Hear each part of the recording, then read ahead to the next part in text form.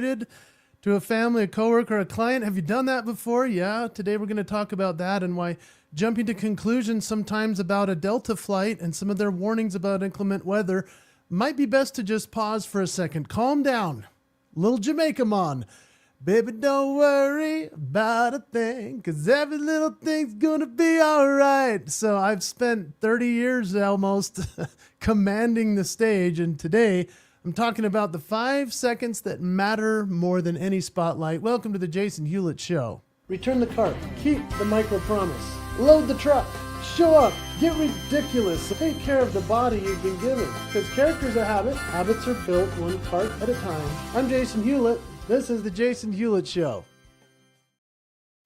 Yeah, welcome to the Jason Hewlett Show, where we use lots of F words: faith, family, fatherhood, freedom, fitness, funny and farce, as well as the fulfillment of your promises.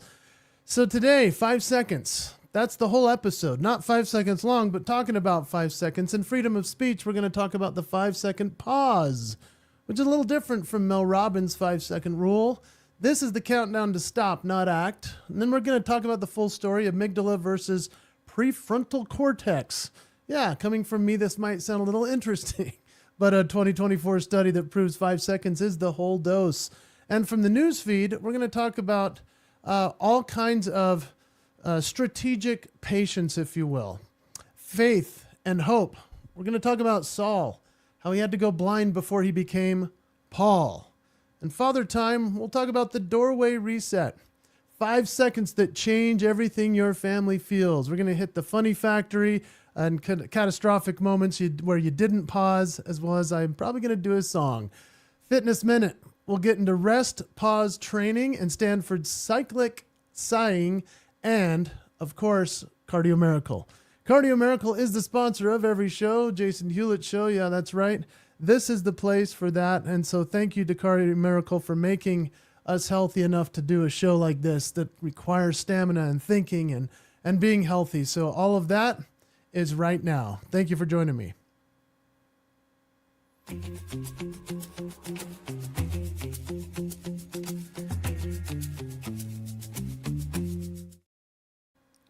Freedom of speech. Let's talk about the 5-second pause. I want to talk to you about 5 seconds, the space between what happens to you and what you do about it. The fastest leaders aren't the best leaders. We worship speed, yeah? But the person who responds first in a crisis is almost never the person who responds the best.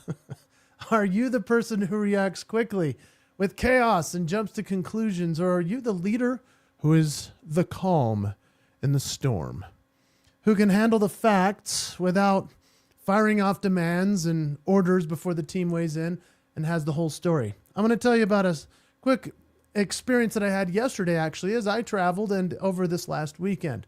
It is Thursday, March 19th, 2026. And yes, we are on episode 9, which is amazing because most podcasts, broadcasts, and others that do something like this, they give up between episodes 5 and 8. So we've made it on the other side of that.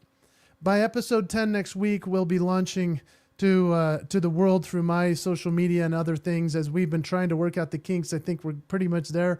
And so we're excited because I said if I have to record at least and create at least 10 of these before I start telling everybody that I'm doing it, because I just wanted to see if I was ready. But in the last couple of days, I've been traveling. I had events where I was the speaker. It was a wonderful time. I love getting the chance to speak. So if you know anybody that needs a speaker, I would love to be that guy. But here's what happened.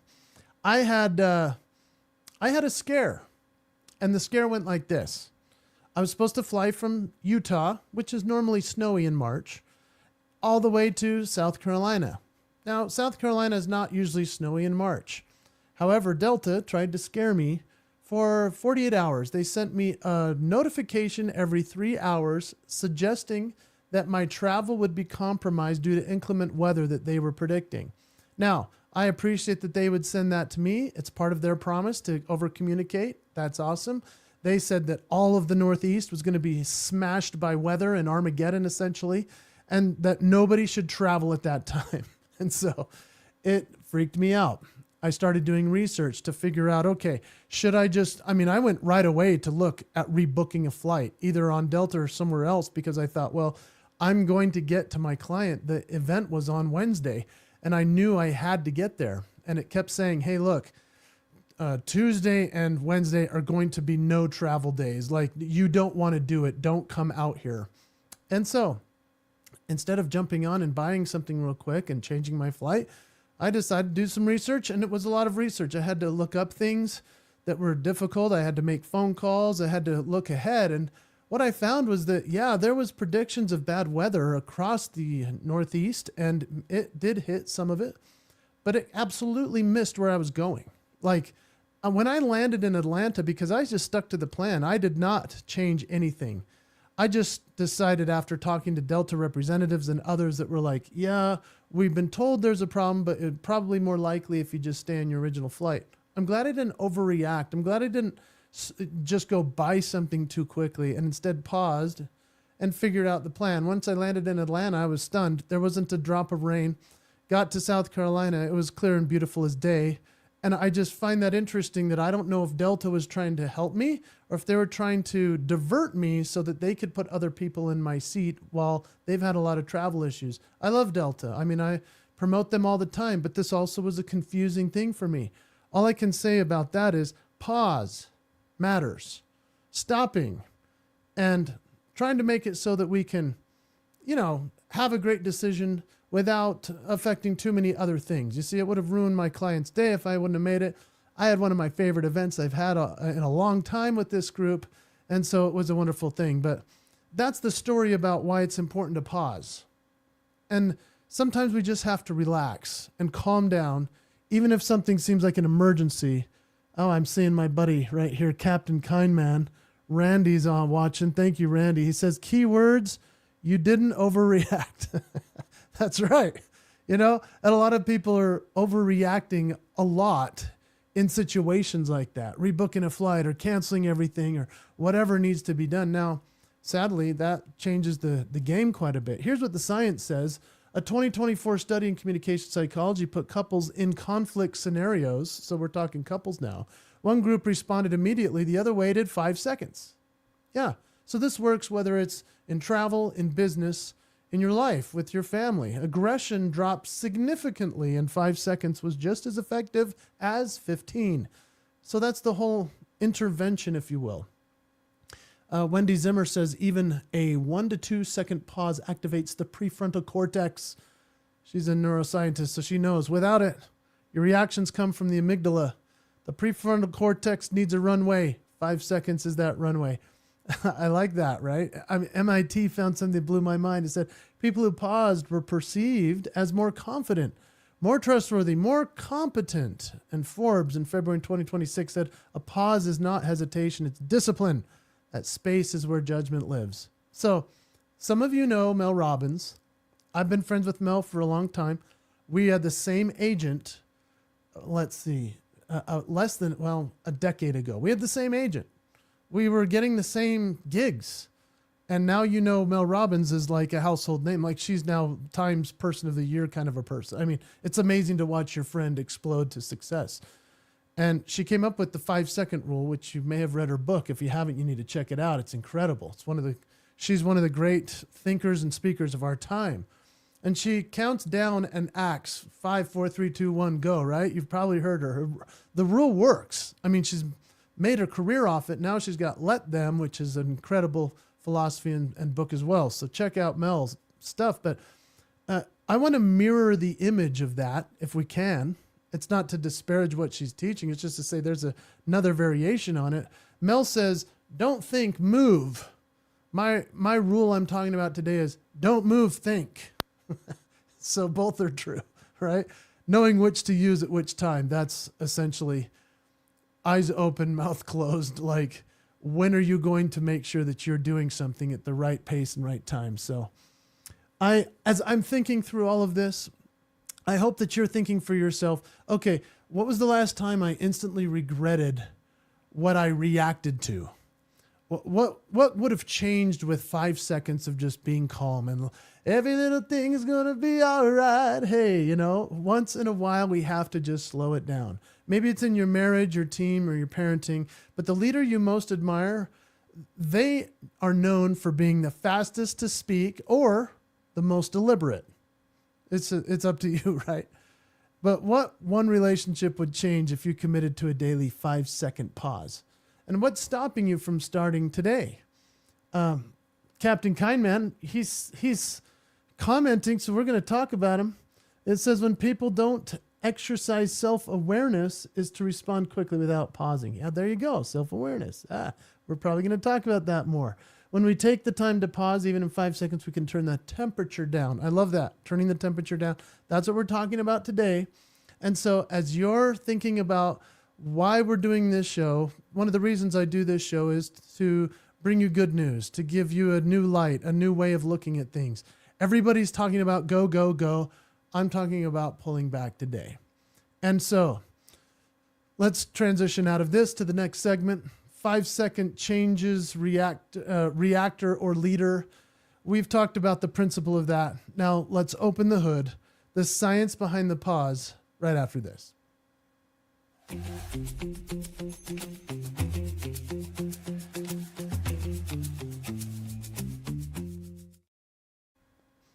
So let's talk about the full story. Your brain on 5 seconds. The neuroscience of not reacting. It starts with the amygdala. It's about the size of an almond. It's deep in your temporal lobe.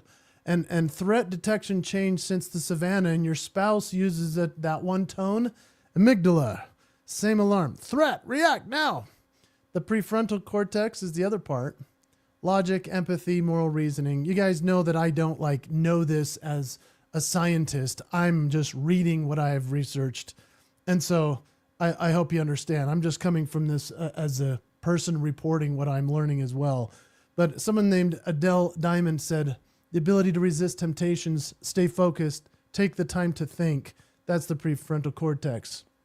So the amygdala fires in 12 milliseconds. The prefrontal cortex needs seconds. And respond before they elapse. You're running software that makes your wife asking about the schedule for a bear charging the campsite. So sometimes we do need to choose the amygdala response. But let's just talk about why it matters in the sense of all of this. There's a promise. The promise of the people who pause are perceived as more confident. They're more trustworthy. They're more competent. And when you pause, I respect you enough to get this right is essentially what you're saying to me. So the promise is as follows. The team you're leading causes a major issue. The pause matters. I mean, you could very well truly damage the good you've done as a leader if you overreact. If you send that fast email or mandate on Slack, equally don't wait too long either, right? Because this is the fine balance. It's the tightrope. Sometimes it's 5 seconds and jump, and other times 5 seconds and breathe. As a parent, this is something I get to deal with every day, truly. I receive notice from school that someone is failing, and I flip out. Have you had that happen? I got that email the other day. Your child is failing, and I'm like, ah.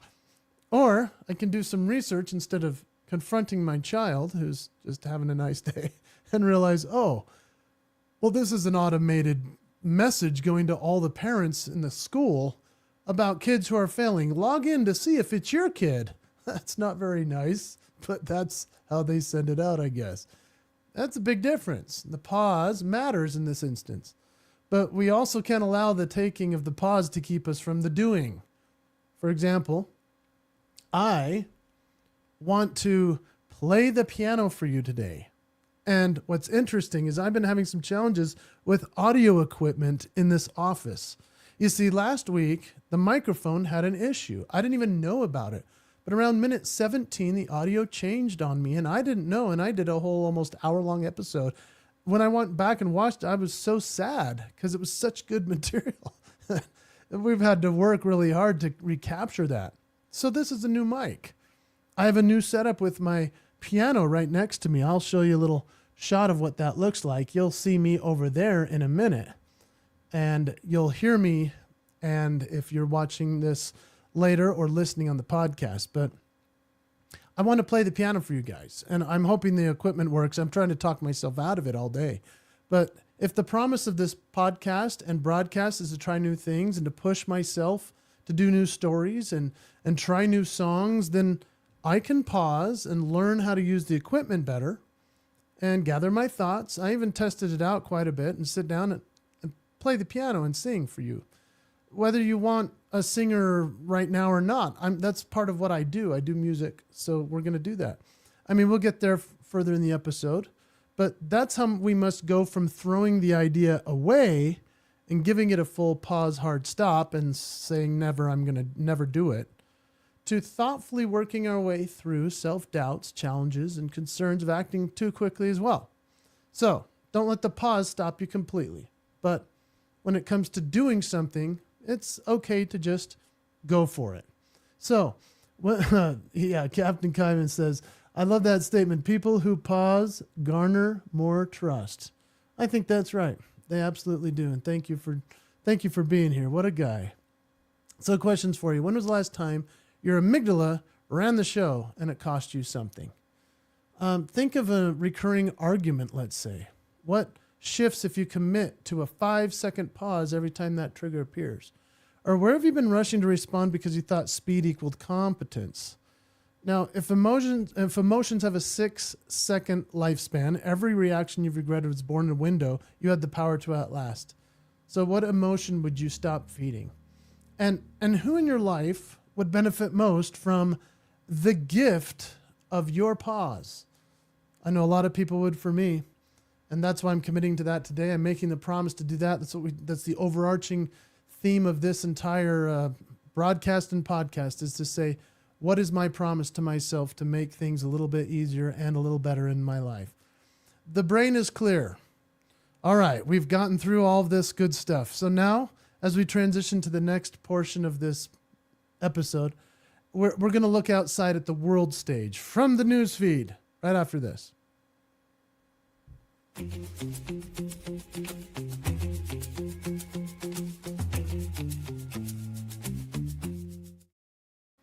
The news feed. Yeah, well, from the news feed, we have to talk about the resume that arrived by mail and why the best career move in 2026 is probably slowing down. Yeah, how to get a job in the market today. They say stand out, be different.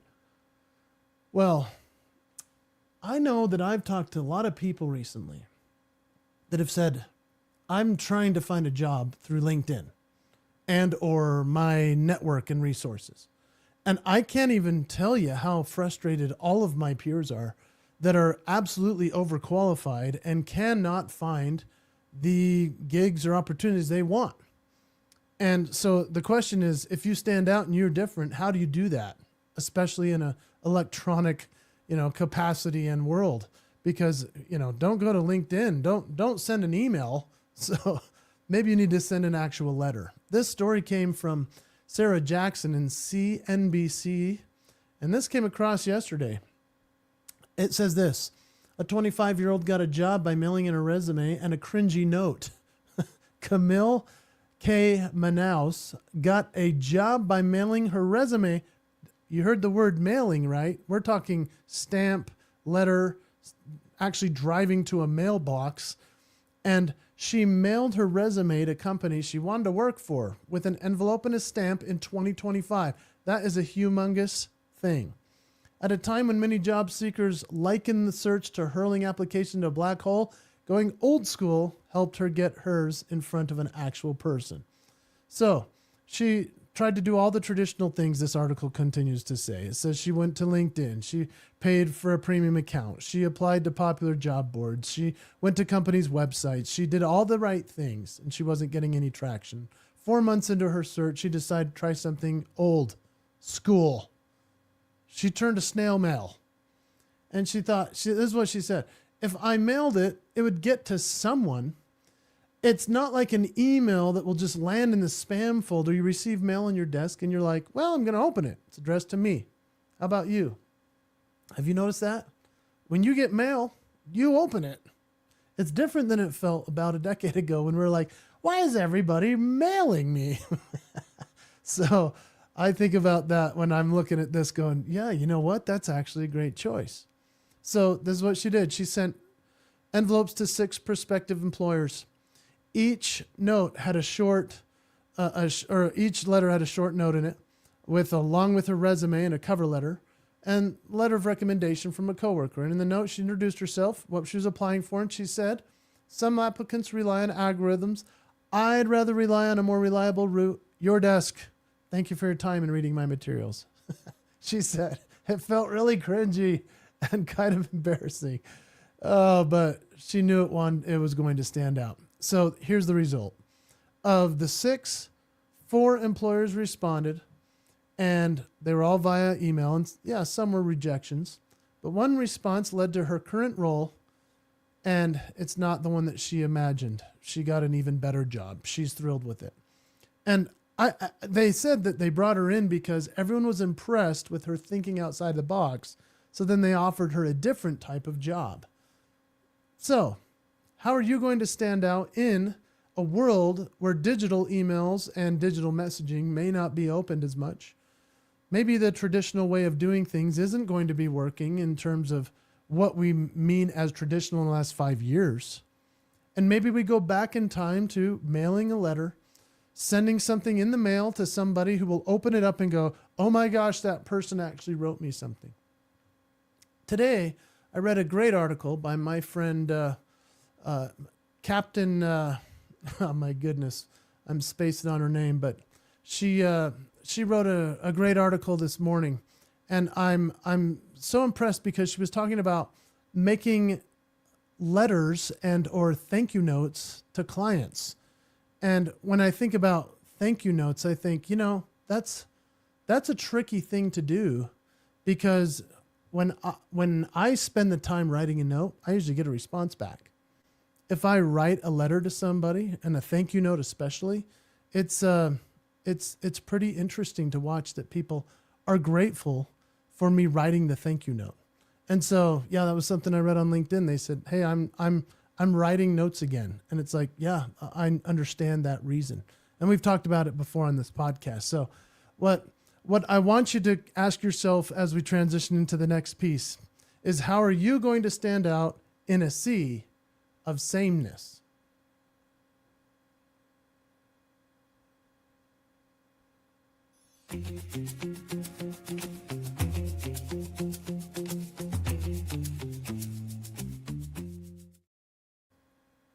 So let's talk about faith and hope. This is part of what makes this podcast different, in my opinion, is that we really try to bring God into the conversation. And if you were to listen to an influencer, a podcast who's very famous, they probably don't have a segment like this, and that's why we do it. And so before neuroscience and before Forbes coaches and LinkedIn and all of that, this idea is ancient that I'm about to talk to you about. It's from Psalm 46:10, which is in the Bible. It says, "Be still and know that I am God." Have you heard that before? Be still and know that I am God. So most people read that as a gentle encouragement, but remember, Psalm 46 is a war psalm. Nations were raging, kingdoms were falling. In the middle of the storm, be still. The most counterintuitive command a leader can receive probably is to do that. And so when I think about what's going on in the world right now, and I'm not going to touch on like things that are happening that are controversial and are happening in the world, but I can tell you, think about what is going on around our world right now at this minute. Could a pause be helpful? Is action what's most important? That's part of the question today. Saul was on the road to Damascus. You know the story. He was furious, and he was certain he was right. He's all amygdala. And guess what? God knocked him down, blinded him, 3 days in darkness. Oh man, because the pause was the transformation. And Saul couldn't become Paul until he stopped being Saul. And the pause comes before the purpose. So what are some ways in which we can pause? One of the most sacred words is Gethsemane. The cross was only hours away, and every instinct screamed, run. When it comes to the Savior of the world, Jesus Christ, Gethsemane and the cross, he paused. I mean, he knelt in Gethsemane and said, Father, not my will, but yours. Active trust, not resignation. It's the most courageous pause in the history of the world. And just remember that delay is not the same as denial, and silence is not the same as absence. And that was from Leading Saints. My friend Kurt Frankham wrote that. If you're in a season where God seems quiet, the pause is not punishment. So, however feeble you feel, just wait in his presence. The amygdala says react, fix it, force it. The still small voice says wait, trust. Let me just tell you about how you hear that still small voice, because you may not know how to get there. I would ask you, what are you listening to? What are you taking the time to feed your soul? Are you taking the earbuds out and just letting God speak to you? Because when we have nothing else to distract us, whether it's a podcast or music or in the news feed, can we have God talk to us? And he does. When we ask and pray in our hearts as we walk around our day, looking for that still small voice to come into our lives and to change it, to give us courage, strength, understanding, patience. I know that as the world seems to be going in a direction where we're thinking, can anyone press the pause button? Well, you can, and God wants you to. He wants you to slow down and just be okay with being and listening and turning to Scripture and coming back to him. And so as you do that, this is where trust is so important. Waiting, trusting, knowing God will speak to you. The pause is sacred, and it's been here long before the scientists gave it a name. But the importance of reading good books. I mean, any book at this point. In fact, I was watching a YouTube thing the other day, and this guy was like, yeah, so I've read this many books this year. And I was like, oh my gosh, how many books have I read? I've prided myself on being a reader, because leaders are readers. And I realized I haven't read a whole book this year. I couldn't believe it. And I started to think, what have I been doing if I haven't been reading? And Captain Kindman, he says something great here. Simple nudges in our hearts and minds. Reminders that we matter to him. Capitalized him. There you go. Love this message, Jason. Listening, waiting, patience. Thanks, brother. And I hope that as we listen to the Spirit, as we pick up a good book. You want to know a good book? Scriptures are the best book. You probably already know that. Open up the Bible. It will change your life if you just give a sentence or two a chance. I want to tell you about another book. I opened it as soon as I realized I hadn't read a book this year, which I can't believe I'm saying that out loud, because I've never had a year like that, where usually I'm reading a book a week. I've just gotten too distracted by the world, I guess. And so I started reading another book called As a Man Thinketh by James Allen. This was the seminal book that changed my life when my dad gave it to me when I was a kid. And as I reopened those words, I realized, oh my goodness, it is about our mindset. It is what we think about, and it is about God speaking to us. So As a Man Thinketh, go check it out if you haven't. It's a classic. It's considered the very first self-help book outside of Scripture. To me, it's Holy Writ. There's another one that you may not have heard of, and I found it in my basement. Anthony DeMello, Awareness. Yeah, we were talking about being aware, self-aware earlier. Awareness is one of the best books of all time. And if you take a chance to read these types of books, the Spirit will speak to you. I guarantee you. I give you my promise. And I appreciate you letting me share that with you, because this is a different type of segment that most people don't touch on this in their worldly, if you will, podcasts. And so here we are. As we transition out of faith and hope, I hope you've felt the spirit of what I've said. And be still and know. Ancient wisdom. It applies to the most sacred space you'll enter, which is your own front door. Father Time.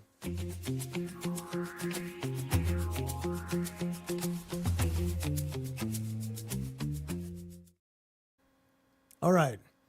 Father Time. Here we are. The doorway reset. Everything we've talked about tonight comes home literally. We're going to talk about the doorway reset. I've talked about this other podcast. I'm going to continue to talk about it. Even if you work at home and you're like, well, I don't really have a reset from coming through the threshold of my door. Yeah. Call it your office space, and then you're going into your house. They can be two separate things. But everything we've talked about is going to literally come home to this, because I travel a lot. And in fact, I travel so much that I've written songs about it. And you know what? I was thinking it'd be fun to play you my song. And I wrote a song called The Traveling Man, because that's what I do. I'm a traveling man. And it is an homage to Billy Joel. You'll hear the piano, the harmonica. I mean, I'm hopeful this comes through okay on a broadcast and recording, but the words go like this. And I'm very hesitant to even play this, because most people only want to hear me do covers of songs or songs that are famous that they already know they can sing along to. I'm going to be introducing to you songs I've been writing my entire career, and I never had a platform to play them, because at a lot of my shows, I can't do that. Like, it just doesn't fit in the scope of what I'm presenting. And so I'm going to share with you some original pieces on these broadcasts. But the words of this song go like this. I am the traveling man. My unpacked suitcase says I am. Tomorrow I'll be gone. You'll forget my song, because I am the traveling man. I wrote this nearly 2 decades ago as the way to open my shows. And I played it with a band, and it was awesome. We don't have the band today. It's just me at the piano. But if I were to play the intro of this show for you, you'll know that you've heard different types of music throughout it. But this is the actual song with the band. You ready to hear it for just one split second? I'm going to switch the camera, and then I'm going to sit down and play this actual song.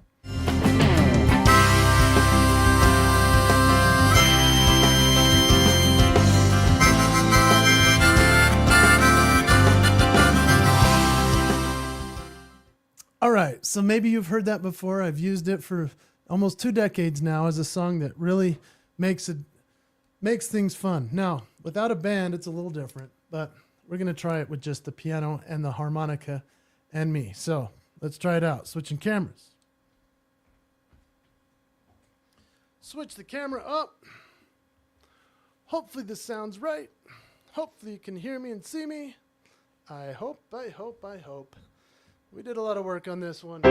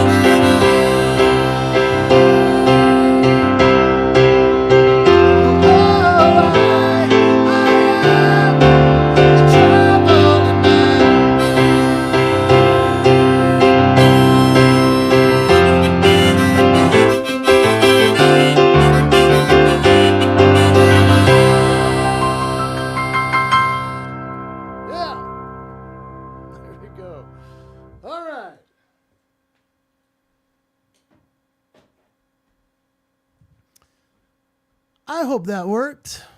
I don't know if it did. I hope so. I hope you could hear it. Hope it was a fun song for you to hear. And I can tell you, I love playing music. I love being a musician.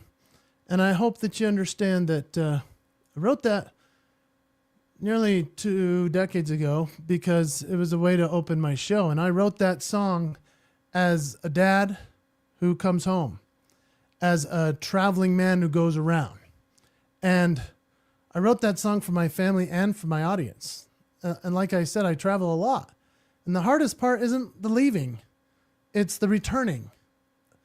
When you've been on for your clients and you come home with residue, stress residue, and mental fatigue, and emotional drainage. What I'm always concerned about is, did I give so much to the client and the audience that I have nothing left for the most important people in the world, which is my family? And this is the exact moment your family needs you the most. And that's when I started what I call the truth, or what I call the doorway reset. When it comes to the doorway reset, it's just 5 seconds.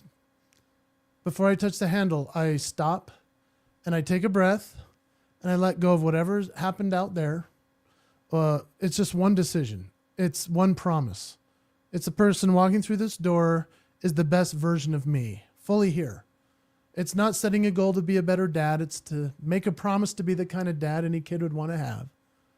And my kids don't know about the bad flight unless I tell them. They know dad's home, and kids are the world's best System 1 detectors, if you will. They feel whether you're present. They feel whether you're not. And I never want them to remember a dad who dropped the world's weight on theirs. And so the nights I stop, the hug is different. And the whole temperature of the house changed because I changed first on the porch in 5 seconds. Hands on the door, breathe, let go, choose who walks in. And like I say, if you're a homebody and work from home, good for you, you're lucky. Make there be a place in your home that is that definitive boundary. That you say, okay, I work in here. Obviously, if the kids want to come in, they can, and we turn and focus on them. And yet we close the door and go in and live life as a parent. That's a hard thing for us to do. It's getting harder, and it's hard for me. That's why I call it the promise, to be present for your family and this doorway rule. So 5 seconds at the door. Let's transition out of the father time. We've been deep digging into all of this all day. Scientific, biblical, emotional. I just played you a song. I hope you enjoyed it. We've earned something a little lighter. So let's go into the funny factory next.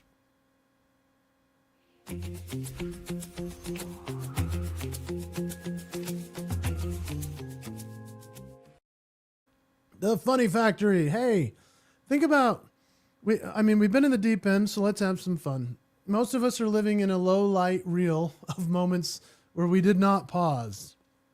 So today, the didn't pause Hall of Fame moments. Let's talk about the kitchen incident. Last Thanksgiving, extended family. I'm carving the turkey. Who wants this turkey? Who likes dark meat? Who likes the light meat? You know what I'm saying. I'm ripping off the legs and I'm pulling out the wishbone. Who gets the wishbone? Right? My mother-in-law, your father always carved it the other way. Yeah, correct response. Smile, move on. No. And then I say, well, he's not here. And this is how I do it. And the turkey doesn't care. Yeah, that didn't work out. So silence, right? The kind where you can hear the cranberry sauce judging you. The amygdala had the knife and I was the turkey. How about reply all? Yeah, have you ever done the old reply all? The greatest argument for the 5-second pause in the history of technology might be reply all. I know recently, or every single Monday, I get all these emails from missionaries serving around the world in different capacities and places. And I said something very personal and very helpful to this one missionary, and I pressed reply, and I then realized it was reply all. I was like, can I get that back? Hey, please. Reply all. I once replied to a group thread with a private observation about a colleague's presentation skills. Yeah. It was a colorful piece that I wrote, and the colleague was on the thread. That's when the amygdala types fast and proofreads never, right? So think about the autocorrect text. You text your wife, "I'll be home soon, love you."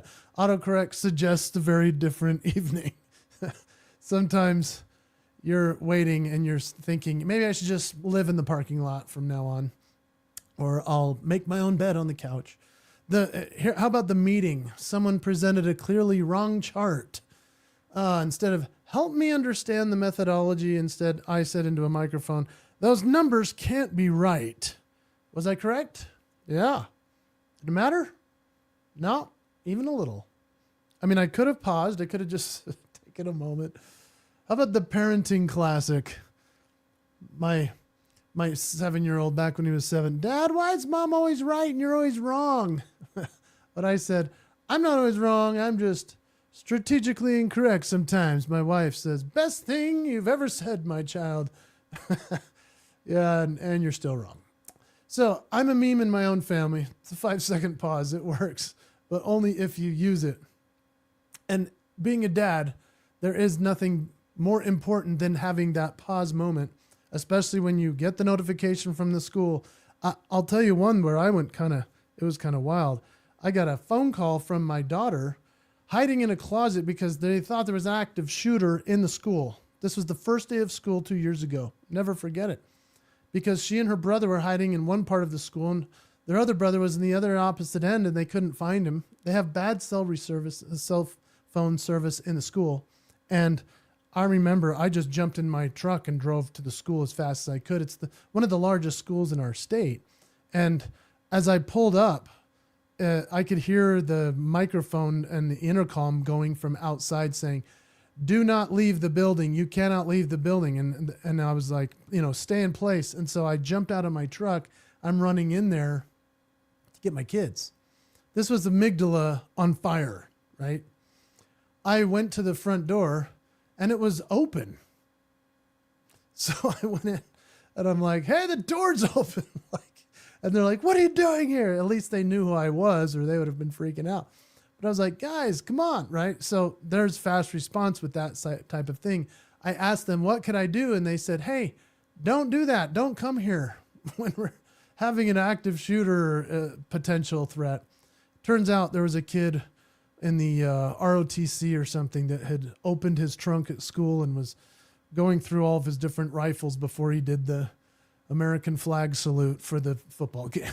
It was one of those misconstrued challenges. But when you think about that, amygdala on fire, as a dad, it's okay to pause once in a while and be like, "Okay, do they have it? Am I going to let them handle it? Or do I need to go and respond quickly?" The response time, usually we need to make sure that we're not doing something that's drastic. And so I hope that you've laughed a little at my expense, but the pause, it doesn't just work in your brain and relationships. It works in your body. The Fitness Minute as we wrap right after this.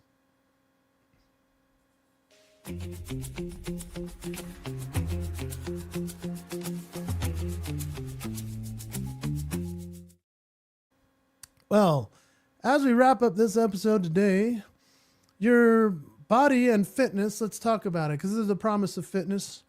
Your body figured out the pause a long time ago. Think about it.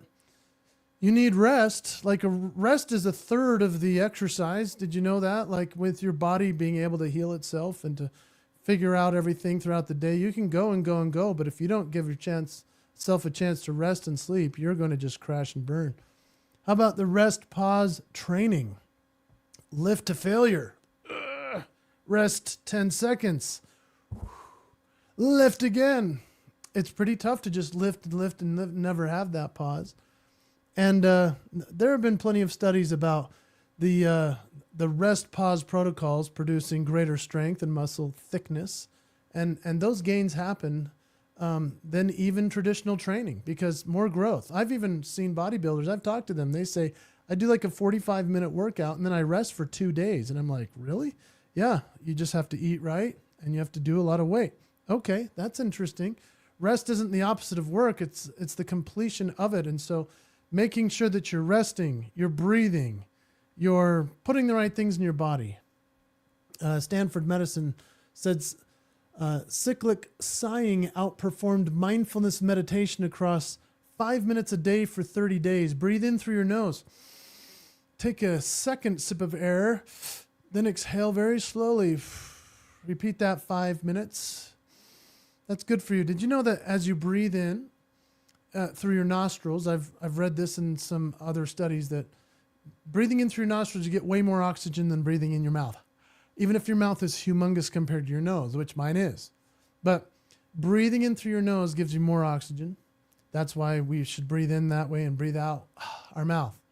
But also, did you know when you breathe in through your nose, you get nitric oxide? Nitric oxide is the miracle molecule that actually helps you to have a clearer ability to cognitively think, to be able to function. Your cells will be regenerated quicker. And so nitric oxide is extremely important. So breath work is part of what I like to talk about, because breathing, pausing, resting, all of those things matter. And then there's Cardio Miracle. And I wrap every single one of these episodes with Cardio Miracle because it is a family business, and I'm very proud of my dad for having formulated this. He is the premier and pioneer of nitric oxide, and obviously scientists have proven that nitric oxide is something we all need. This does not have nitric oxide in it. However, when you pour it in your drink, because it's got arginine and citrulline and 58 plus natural ingredients that are going to help you and completely give you the nutrients you need. Well, when you pour that in your water and you drink it down, guess what happens? It goes into your bloodstream, and the next thing you know, your vascularity is improved because the blood flow is ignited by nitric oxide. It's a miracle molecule. You should look it up. Look up the importance of nitric oxide for your health and for your life, for your brain, for your body, for your recovery. If you will take nitric oxide supplementation, and whether you take Cardio Miracle or not, it's up to you. But I can tell you this, Cardio Miracle for me has been an absolute game changer. And if you want to get some, here's the QR code, or just go to cardiomiracle.com. And I can tell you this, when I don't take it before a workout, my workout's not as good. When I forget to take it after a workout, it takes me longer to recover. Because when nitric oxide's in our body, we are able to regenerate, and we're able to get our cells to a better space. They're elasticized. It's just such a powerful supplement. And a lot of people don't like supplements. I think supplements are important, especially if you know you're lacking in certain things. Did you know you might be lacking in vitamin D3? Vitamin D3, how do you get that? You go out in the sun. It's been kind of a dark winter for some. Get some sunshine. Well, if you can't get it, guess what? Drink Cardio Miracle. Guess what happens when you drink it? It releases vitamin D3 from your fat cells. That is a scientific proven statement. Now, if you want to have that, that's something that's wonderful. Muscles grow in the pause between sets, and the nervous system calms in the pause between breaths. So the pause isn't the interruption of growth, it's the condition for it. So try cyclic breathing and sighing tonight. Your body already knows how to do it. And I hope that as you continue to do this and give yourself the promise of fitness, of making your body that much better, you're going to have a great and happy life. I appreciate you joining me on this episode. We've come to the conclusion of number 9. I'm just so ecstatic that you're here, and thank you for taking the time to watch and listen. Thank you to my man, Randy, the Captain Kind Man. What a wonderful guy. He even says, I can vouch for Cardio Miracle's game changer. Thank you, brother. We love Cardio Miracle, and we thank them for sponsoring. So rest pause for your muscles, cyclic sighing for your lungs, nitric oxide for your blood through Cardio Miracle. Hey, 5 seconds for your soul. Let's bring it home. Thank you for being here with me today. God bless you. Lots of F words here. We've talked faith, family, fatherhood, fitness, freedom, funny. Hopefully you've laughed. Hopefully we can talk more about how you keep the promise every day. Thanks for joining me. Here's that song again. But this is when we recorded it the first time I ever played it on a stage as we wrap the show. Have a great week.